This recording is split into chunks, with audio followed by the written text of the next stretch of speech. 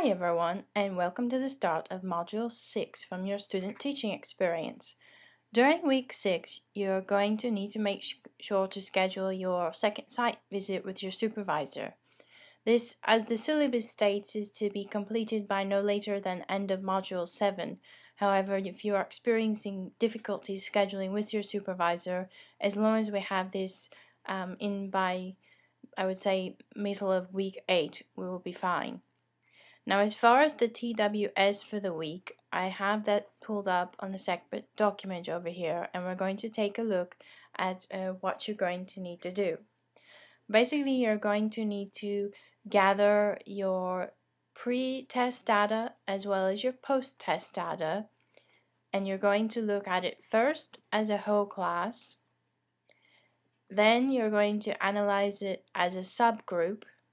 Your subgroup can be chosen by gender, performance level, like low, medium, high performing students, language proficiency, meaning if it's a second language learner, or special needs students, meaning if you have any IEP students, 504, or whatever category they may fall into. Now, when you choose your subgroup, you want to make sure to provide a rationale for your particular choice. And then after the subgroup, you're going to actually choose one particular student, as it states here, and analyze the pre and post-test data for this particular student and interpret what do you think is going on in the student's learning experience. Now let's go ahead and look at the actual TWS to see how this is all going to fit together. You'll notice here, and in the example, there's a list of the pre-test data and a list of the post-test data.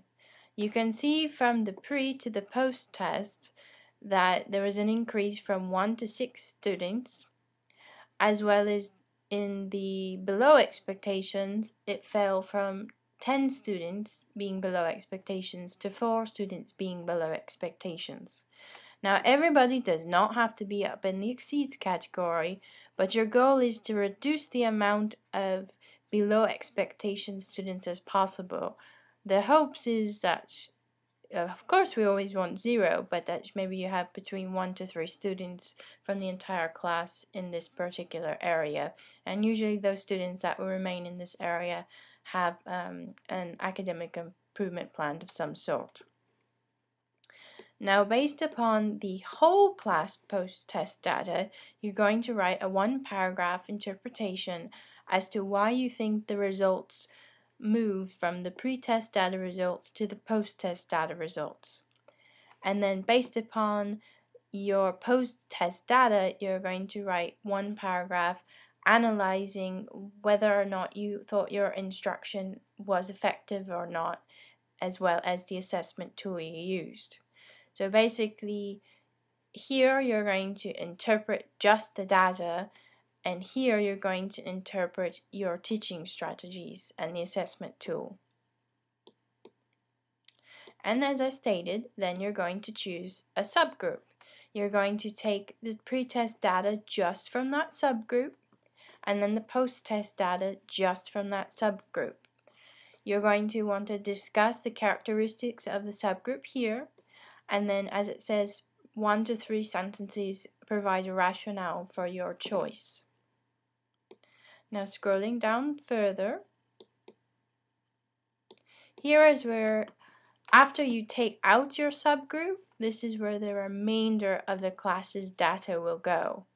So, let's say you had 20 students and your subgroup consisted of 5. So this should be the data of the remaining 15 students. And as it says here, you're basically going to compare the remainder of the class to the subgroup you have chosen. So if the subgroup you chose was advanced, and this group, the remainder, is meets or below, you discuss why the difference is there, or vice versa. And of course, relating it to the effectiveness of the teaching strategies you chose. And then finally, you're going to select one particular student. Now, for this one student, rather than putting, how many out of was exceeds, etc. Here you're going to actually put the percentage of their test score. So you have their pre-test percentage and their post-test percentage, and then based upon this data you're going to write one paragraph interpretation of what you think went on in the student's learning experience, and then again one paragraph discussing your teaching strategies and what in particular you did for this one student to help them hopefully make learning gains. And that is it for the TWS6.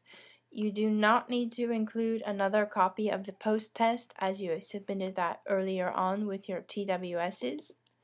So just to look back, if you need to double check, the syllabus states all of the pieces that we just reviewed here: whole class data, subgroup, analyzing the range of the class, as well as the single student.